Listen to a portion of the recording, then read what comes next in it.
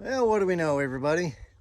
Today we are going to be replacing steering line on our 210 case that goes from the hand pump down to the axle. Stick around, I'm going to give you a few different tips and pointers that are going to make your life a whole lot easier than mine was the first time I ever did this. Alrighty. Well, this is the second time I've replaced one of these lines on this tractor. And the reason I'm making this video is the first time I ever did one, it was a pain. It took a lot longer than it should have. It's not a very long process. It's a very easy process. But not knowing what you're doing the first time makes things a lot more difficult. So a couple of different things. As first off, last time I was very minimal with taking stuff apart, which is what you usually do with a lot of different things. I mean, why make more work for yourself if you don't have to? But that in and of itself, not taking the things apart that I should have took apart, made my life a lot more difficult and took a lot longer. But this is a very simple process, and I'll turn you around so you can see exactly what we're looking at. So first thing you can see that I got out is the overflow reservoir, and it bolts up right in here. See the two holes, 13 millimeter head bolts, so you need a 13 millimeter socket. Take that out, swing it out, take the overflow tube, run it through the dipstick eye, and it'll keep it out your way.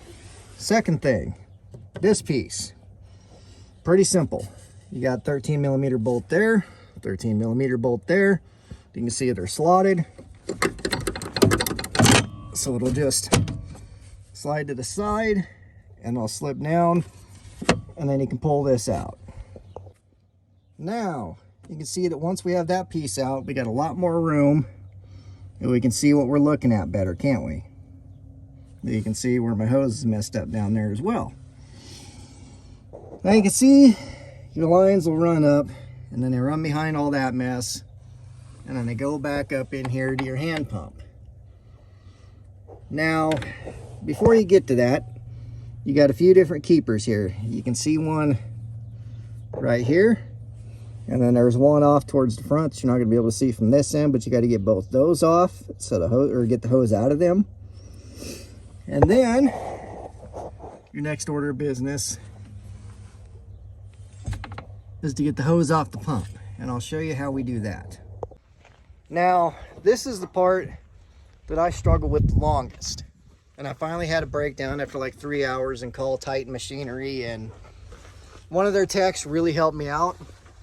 And if you run into one of these, you can call them, and one of those techs will usually let you borrow their tool as long as you buy the parts from them.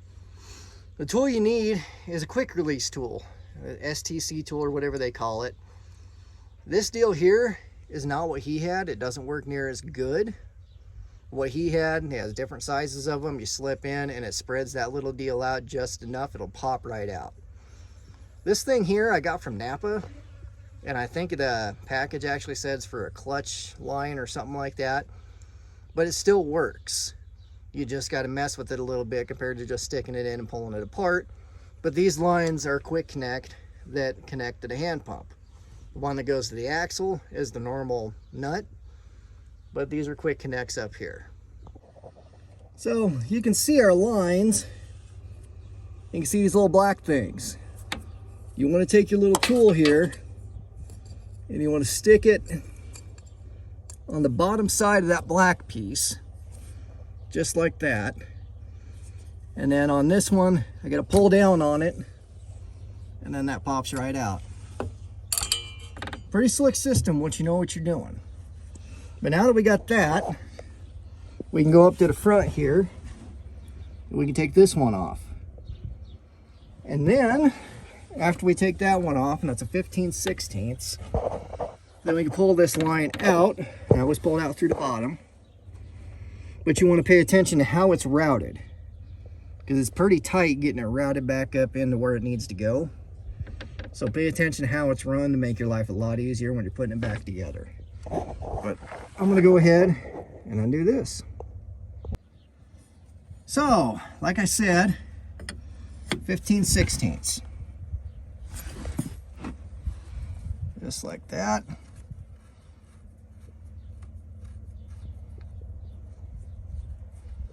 And let's unscrew this, and then we'll try to pull it out through the bottom here.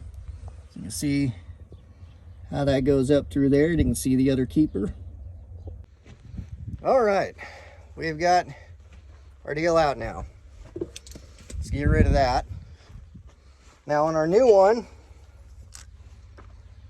what I'm gonna do when we put this thing up through there is I'm gonna leave all your little caps and plugs and whatever on, and I'm gonna run from the bottom up. And when you take all that stuff apart, that's where that's gonna come in handy now, is because you can get your arm down in there to grab that and pull it up through. So let's get started and get this thing routed.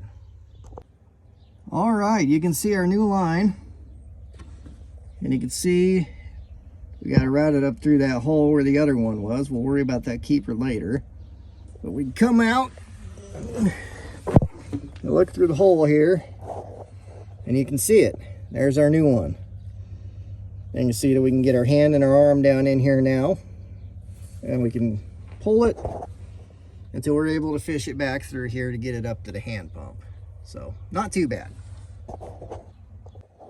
Okay, so now that we got our line fished up behind here, we can go ahead and take our plug off, or our cap.